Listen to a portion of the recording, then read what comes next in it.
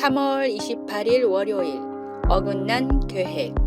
제이는 언어치료사가 되려고 계획했지만 인턴을 하는 동안 그 직업이 자신에게 감정적으로 너무 힘든 일이라는 것을 알고는 그 계획을 접었습니다. 그 후 한 잡지사에서 글을 쓰는 직업을 갖게 되었습니다. 제이는 한 번도 자신이 작가가 될 거라고는 생각 못했는데 몇 년이 지난 후 그를 통해 도움이 필요한 가정들을 돕는 작가가 되었습니다. 제이는 말합니다. 지난 날을 되돌아보면 하나님이 제 계획들을 왜 바꾸셨는지 알 것 같아요. 하나님은 저를 위한 더 큰 계획을 가지고 계셨어요. 성경에도 어긋난 계획들에 대한 이야기가 많이 있습니다. 바울은 두 번째 선교 여행길에서 비두니아로 가고자 했지만 성령께서 허락하지 않으셨습니다. 이 일은 정말 이해가 되지 않았습니다.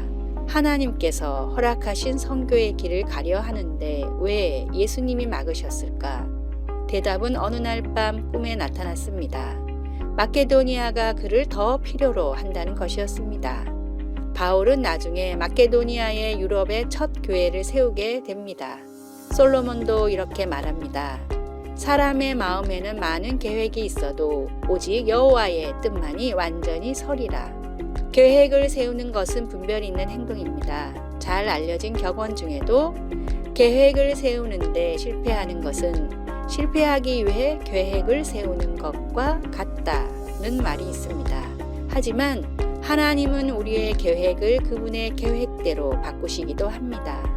그럴 때 우리는 하나님이 신뢰할 수 있는 분이라는 것을 알고 그분의 계획에 귀를 기울이고 순종해야 합니다.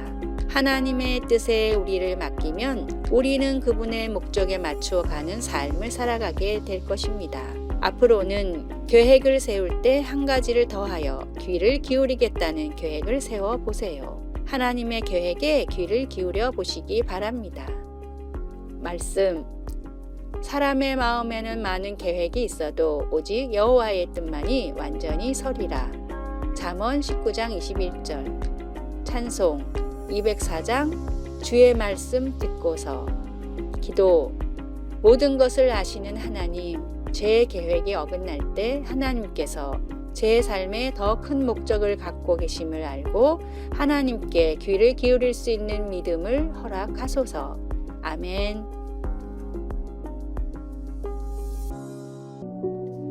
3월 29일 화요일 빛의 매몰되다.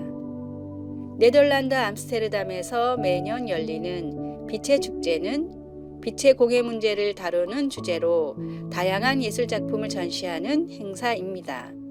이 행사에서 최근 큰 이슈가 됐던 한 작품이 있었습니다.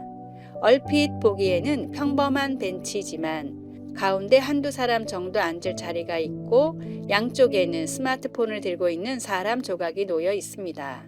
사람 모양의 조각이 들고 있는 스마트폰에서는 빛이 나와 밤에는 실제 핸드폰을 보고 있는 사람과 헷갈릴 정도였습니다. 아이러니한 것은 이 작품을 발견한 사람들의 태도였습니다. 스마트폰이 없으면 잠시도 가만히 있지 못하는 현대인들에게 경종을 울리고자 하는 작품이었지만 사람들은 이 벤치에 앉아 기념사진을 핸드폰으로 찍고 바로 SNS에 올렸고 대부분의 사람들은 벤치의 조형물과 한데 섞여 조각과 같은 자세로 함께 스마트폰을 보고 있었습니다. 이 작품의 제목인 빛에 매몰되다를 작품이 아닌 사람들이 표현하는 것 같았습니다. 스마트폰은 현대인이 가장 조심해야 할 우상일지도 모릅니다. 필요 이상으로 스마트폰을 사용하지 말고 남은 시간을 주님을 위해 이웃을 위해 지혜롭게 사용함이 어떨까요? 오늘의 말씀. 너희 땅에 조각한 석상을 세우고 그에게 경배하지 말라. 나는 너희의 하나님 여호와임이니라. 레위기 26장 1절. 오늘의 찬송 621장 찬양하라 내 영혼아. 오늘의 만나. 매일 조금씩이라도 스마트폰을 잠시 떼어놓고 스마트 쉼을 취하는 시간을 가져봅시다.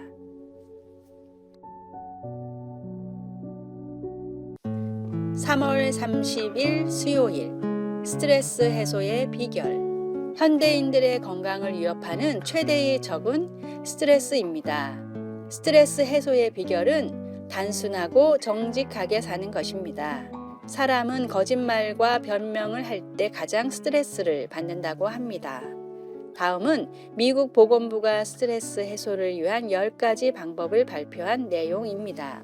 첫째, 아침을 여유 있게 시작하라. 일찍 일어나 식사도 하고 가족과 대화도 나눈다. 둘째, 일의 우선순위를 정하고 급한 일부터 처리한다. 셋째, 일을 완전 무결하게 처리할 생각을 하지 않는다. 넷째, 휴식 시간은 완전히 쉰다.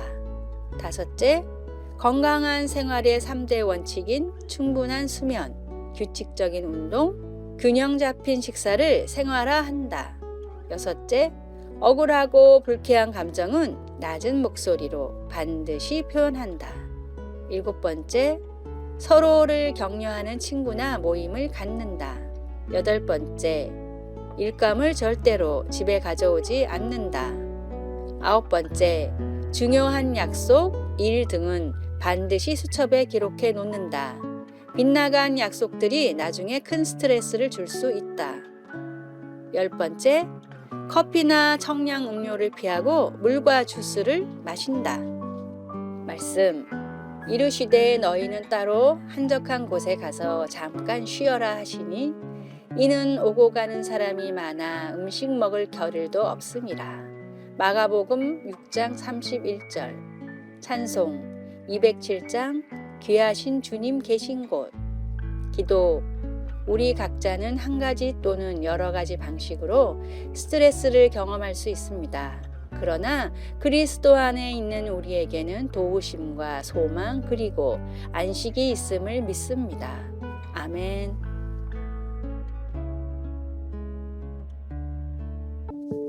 (3월 31일) 목요일. 이해할 수 없는 믿음.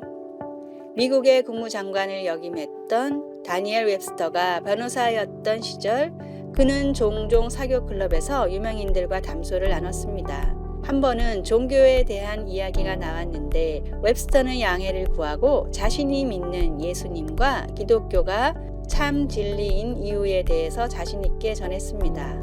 웹스터의 간증이 끝나자 저명한 작가는 이런 질문을 던졌습니다. 뛰어난 지성인인 줄 알았던 당신이 이런 말을 하다니 매우 당황스럽습니다. 신이 동시에 인간이 될 수 있다는 사실이 정말로 이해가 되십니까? 자기가 창조했다면 애초에 죄를 짓지 않도록 만들면 될 일이 아닙니까? 이 작가의 논리에 많은 사람이 동조했습니다. 웹스터는 한 번 더 양해를 구하고 다음과 같이 말했습니다. 솔직히 이해할 수 없습니다. 그러나 이해할 수 없기 때문에 나는 예수님을 믿습니다. 사람의 생각대로 움직이고 사람이 완전히 이해할 수 있는 신이 왜 필요하겠습니까?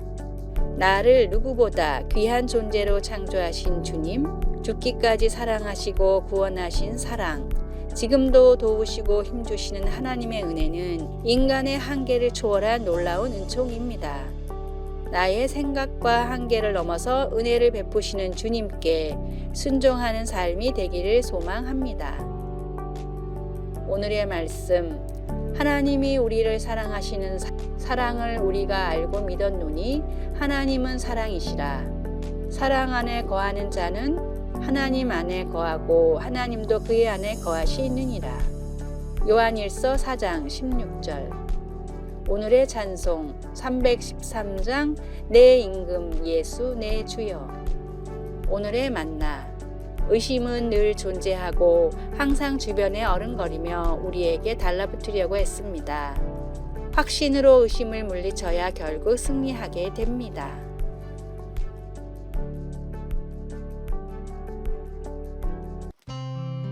(4월 1일) 금요일.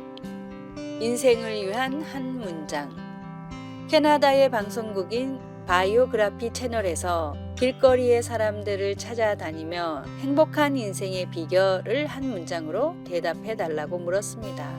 유명인이 아닌 일반인들에게 이 질문은 쉽지 않았습니다.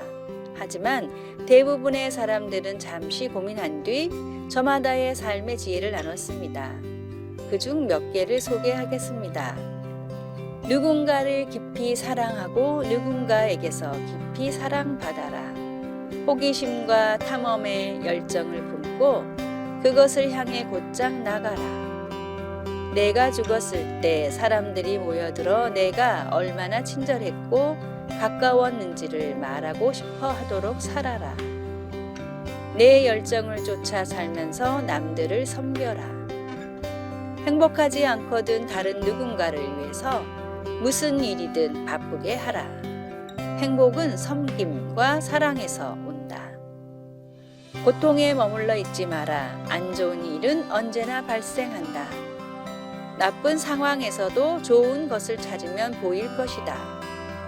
죽음을 이기시고 부활하신 예수님은 우리에게 모든 민족을 제자로 삼고 예수님이 가르친 것을 지키게 하라고 명령하셨습니다.